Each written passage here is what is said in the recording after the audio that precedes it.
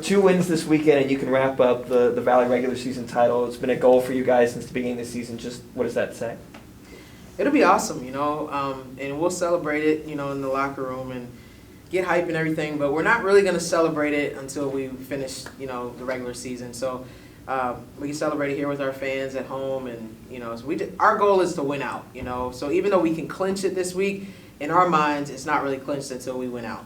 You're not going to go cut down their nets? No, we won't be cutting down their nets, even though that would be kind of a cool thing to do. But no, we want to be here with our fans and just celebrate it, here at home. And how much are you trying to? This team, you don't really have to try to keep them focused on the next game when really 2 wins can clinch it for you, and then you'd have to wait till Friday night if only one. Yeah, honestly, we did kind of have a little bit of an unfocused game, I guess you could say, against Evansville. But obviously we got back to who we were really quickly against Indiana State. And we know that these next 2 games, these teams, we embarrassed Bradley here, and Illinois State has, they're a very confident team. And they're good, but their players are confident. Their players believe that they can beat us. So we know we're going into 2 hostile environments, and that these players are going to want to win. And it doesn't even matter, what they're playing for. And what we're playing for, they want to prove that they can beat us. So our players are pretty focused, and they're ready for this challenge. It's another situation where we go into an undefeated team at home. I think Bradley's undefeated at home, if I'm correct. And Illinois State, I believe, is 10-3, or maybe it's vice versa. I can't even remember. But I know that they both play well at home, and so our players, they kind of thrive in those situations. So they want to go in there and prove that we can continue to win on the road. What's kind of a refocusing session with you, like trying to get them back on the right page? Yeah, you mean? Yeah, just after like Evansville, just kind of what's your style to try to get them back refocused? It varies. On Saturday we practice more than we usually practice. Usually between the one-day preps, it's more of film and just like walk through and just kind of get the game plan in. But, it's a privilege to be able to do that. So we kind of had our regular day before game practice where, we got up and down and we just had to work through some kinks and work on, just some things that were kind of exposed in that Evansville game that I didn't like. It didn't go in there just intentionally, like, I'm going to kill them and run them. No, it wasn't like that. But it was more so we got to practice and we got to stay consistent and be prepared for Indiana State because they're coming in here super confident. They want to, isolate us one-on-one, which is what they did a lot. Try and, isolate each player and take them to the rim. So we just wanted to make sure we could guard them, and we were kind of just clicking on all cylinders. You talked a bit about hostile environments. Obviously, the Valley kind of prides itself on teams defending home court. But you even mentioned it a bit. Your players always seem to kind of get up a bit for those environments. You think of like the Drake Road game and stuff like that. Is that something you just kind of see that these players they get excited for playing in front of that hostile crowd and kind of handed a team its first home loss of the season? Yeah, I think a little bit of that started last year, at the end of last year, at Iowa State. And then it's just, the way we started this year, we had to go on the road a lot in the beginning of the year. And so we're talking about being road warriors and just banding together, us against the world. We went into some hostile environments with, Oregon State and South Dakota and all over. We went all over the place. So we kind of had that, I don't know, just when we go on the road, we kind of have that, camaraderie or synergy. And we just know, okay, y'all, we got to create our own energy. We're not going to have people here yelling for us like we do at home and getting us over the hump or if we hit adversity in the game. So we talk about it, and we've just been, really good on the road this year. So I just hope that we can continue that. What kind of special runs have you gone on before, just your past? What kind of NCAA tournament runs have you done? I wouldn't say anything like, what they had last year or what I think we could have this year, but at VCU we had an at-large. Obviously, we've been there multiple times at Michigan State, and actually Michigan State, we were a 4 seed one time supposed to host, but we had a girls basketball tournament, so we couldn't host, and we ended up going to the 5 seed at Mississippi State, and it was like this controversial end for us to go to Sweet 16. They took it from us, so there's been a lot of controversial things, but I haven't done exactly what they've done last year, so it would be awesome to experience that with them. How's right now kind of compared to some of those seasons you've had? I've been a part of some really good teams, and very talented teams. So, I guess some of it's comparable, but what I really like about this is obviously being in a different position, being the lead.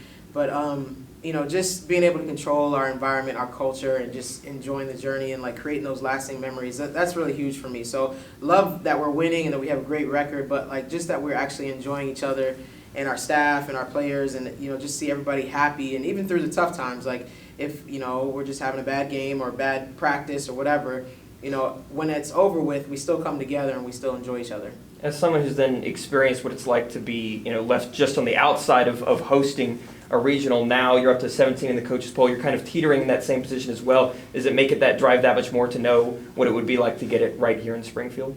Yeah, and this is obviously, you guys know, it's a basketball community. They love their women's basketball here, but they love basketball in general. And they also obviously love the Lady Bears. So if we could bring the NCAA tournament here to Springfield, I just think that this place would be rocking, and it's not, obviously I think for us maybe we could sell it out and we'll have a great crowd for our games, but I do think that people will come out to just see great basketball. We're going to bring counting us, 4 great teams here. So I just think it would be great for women's basketball in general. Fans would just show up just to see great games. And then obviously when we're playing, it would be awesome just to have our hometown support. So it would be an amazing opportunity. If we went out, we probably could have that opportunity, but we just have to focus on just game by game. Illinois State is a great team, and they are a team that upset us last year and messed up our, regular season title. And they're a team that played us pretty close this year. I thought we played well that game, but it was a closer game. And I just think that they have some pieces on that team that, cause some mismatches for us defensively. And they're very confident players. So it's going to be a battle, but I know if we take care of what we need to take care of and stay focused on the game plan and play together, we'll be fine. Do you think these girls are able to focus game by game, given last year the situation they were in and how far they went? Do you think it's easy for them to not look past the one game that they're facing first? Yeah, I do think so, because that's kind of how I approached everything from day one. So we've never really looked past. I mean, even some people prepare for their first game, weeks and weeks in advance. Like we were preparing for each game, exhibition, and then Minnesota. So I mean, that's just kind of how we've done it from the beginning. So I think they're pretty comfortable with that. And last year was different because it was kind of they didn't start out well, and they just finally got it going towards in the end in conference season and all that. So they got hot. With this year, we've been pretty consistent all year. I mean, yeah, we've had a few losses that we shouldn't have had, but I mean, at the end of the day, 2 of our losses are to top two teams in the country, and then SIU lost. So I think we've been consistent, and it's just more of an expectation this year, and we know what we want, we know what we're capable of doing, and now we just have to go out there and prove it. What has Alexa's consistency meant to this team this year?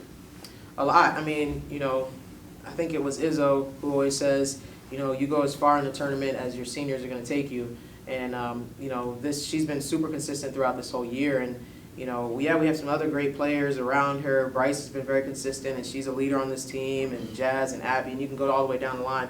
But, Willie's been playing very focused, has a lot of urgency, and some of that is that senior urgency and wanting to go out on a high note and lead her team to that. So she's been great, and I expect her to continue to be great, especially in the postseason. How much has she helped in year one for you, just being a first-year head coach and everything? She's helped tremendously, but they all bought in, so it was an easy transition that way because they were so excited and they love the style of play, they loved just culture and all that stuff. But with Willie, she's somebody you can go to when, say, the team's struggling, we can't really get offensively in a flow or whatever. Willie's one of those players that can just go get a bucket and like regain the confidence of the team. Like, okay, we're good, we scored, let's just settle in or whatever. So she's been really beneficial on that end of the floor. And then Bryce is kind of that other kid that just steps up, and she can get a bucket as well, but defensively, if somebody's going off, Bryce, let me switch out on her, and then she stops that kid. So there's been a good balance between the two of them. But Willie's she's just an awesome kid.